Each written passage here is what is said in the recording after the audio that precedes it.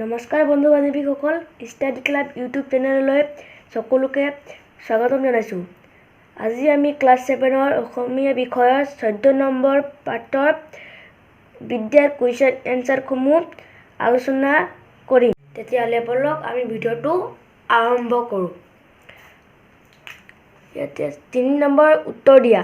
ক, লিখন কৰ্ষণ আৰু ৰন্ধন কাম কৰিবলৈ কি কি বস্তুৰ প্ৰয়োজন হয়? এটি মোৰ বহীত দিয়া আছে। ক, লিখন কৰ্ষণ আৰু ৰন্ধন কাম কৰিবলৈ কি কি ব্যৱস্থাৰ প্ৰয়োজন হয়? উত্তৰ, লিখন কৰ্ষণ আৰু ৰন্ধন কামৰ বাবে তলৰ বস্তুবোৰ প্ৰয়োজন। লিখনৰ বাবে কাপ, কৰ্ষণৰ বাবে শাল, ৰন্ধনৰ বাবে চৰু। খ, সুকলমে কাম কৰিবলৈ কিহৰ প্ৰয়োজন হয়? উত্তৰ, সুকলমে কাম কৰিবলৈ আমাৰ লাগতিয়াল আহিলা-পাতি যতনাই লোৱাৰ প্ৰয়োজন। গ, উদ্গতিৰ ঘাই আহিলা কি? উত্তৰ, উদ্গতিৰ ঘাই আহিলা হ'ল বিদ্যা। ঘ, বিদ্যাহীন জীৱন কেনে বুলি কোৱা হৈছে? উত্তৰ, বিদ্যাহীন জীৱন বৃথা বুলি কোৱা হৈছে।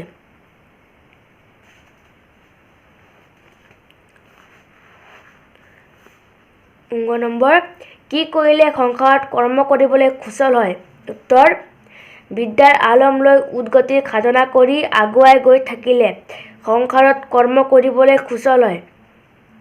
প্ৰথম চ, পৃথিৱীত নাম উজ্বলাবলৈ কি আয়ত্ত কৰিব লাগে? উত্তৰ, পৃথিৱীত নাম উজ্বলাবলৈ উদ্গতি সাধনৰ আয়ত্ত কৰিব লাগে। দ্বিতীয় চ, কি থাকিলেও খনিকৰে আন্ধাৰত চিত্ৰ আঁকিব নোৱাৰে? উত্তৰ, লিখনি থাকিলেও খনিকৰে চিত্ৰ আঁকিব নোৱাৰে।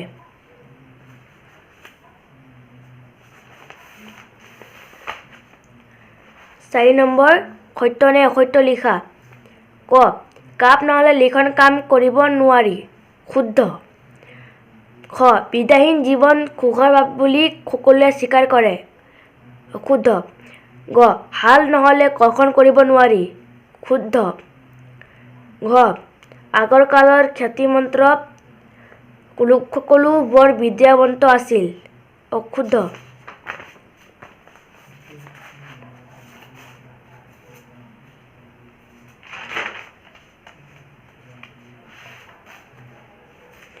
খালী ঠাই পূৰ কৰা।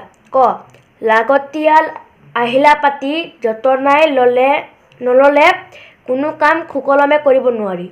খ, এইবোৰ কামৰ যেনে সুকীয়া আহিলা আছে, উদ্গতি কামৰো তেনে সুকীয়া আহিলা আছে। গ, বিদ্যাই আন্ধাৰ কাটি মন ফৰকাল নকৰিলে মানুহে তাৰ ক্ষমতা লগাবলৈ ঠাই দেখা নাপায়। ঘ, কাপ নহ'লে লিখন কাম কৰিব নোৱাৰি। গ, বিদ্যাৰে মন পোহৰাই নল'লে সংসাৰত কৰ্ম কৰিবলৈ সুচল নহয়। এতিয়া আমি আগবাঢ়ো। 7 নম্বৰ, উদাহৰণত দিয়াৰ দৰে শব্দ গঠন কৰা আৰু নতুনকৈ পোৱা শব্দৰ অৰ্থ অভিধানত চাই লিখা। শ্ৰীমন্ত, শক্তিমন্ত, খ্যাতিমন্ত। ইয়াত দিয়া আছে শ্ৰীমন্ত যোগ শ্ৰীমন্ত। তেনেকৈ আমি আৰু শব্দ বনাব লাগিব। শক্তিমন্ত যোগ শক্তিমন্ত, খ্যাতিমন্ত যোগ খ্যাতিমন্ত।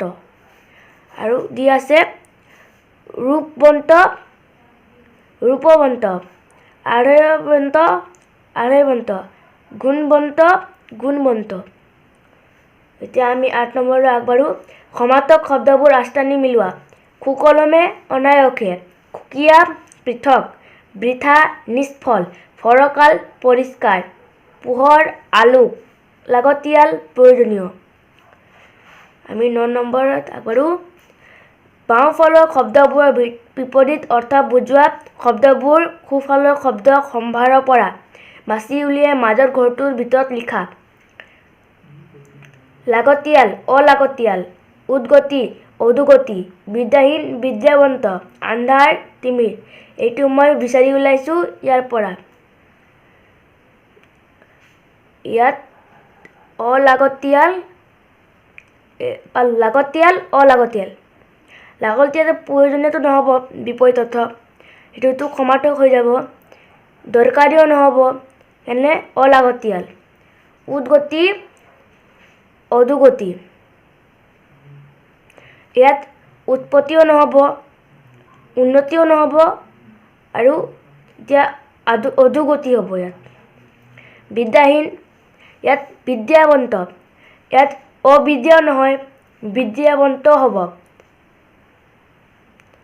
ইয়াত বিদ্যালয় নহয়, বিদ্যাহীন মানে বিদ্যালয় কেতিয়াও নহয়। আন্ধাৰ, তিমিৰ, ইয়াত তিমিৰটো হ'ব। আন্ধাৰ মানে তিমিৰ, ৰাতিপুৱা অলপ অলপ আন্ধাৰ দিয়ে তেতিয়া তিমিৰ। অমানিশা, অমানিশাটো মানে আধা ৰাতি বুজা যায়। পোহৰ মানেতো দিনত পোহৰ হয়, আন্ধাৰ মানেতো অলপ অলপ পোহৰ দিব লাগিব না, সেইবাবে তিমিৰ।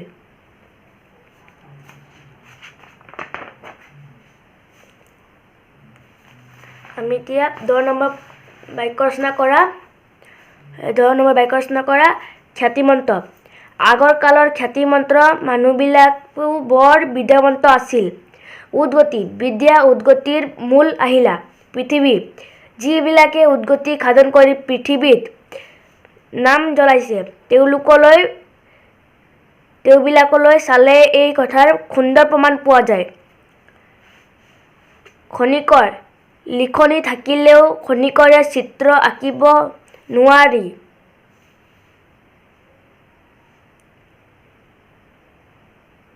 বৃথা, বিদ্যাহীন জীৱন বৃথা বুলি কোৱা হৈছে। যদি এই ভিডিঅ'টো আপোনালোকক ভাল লাগিল তেতিয়াহ'লে আমাৰ এই চেনেলটো ছাবস্ক্ৰাইব কৰি দিব। ধন্যবাদ।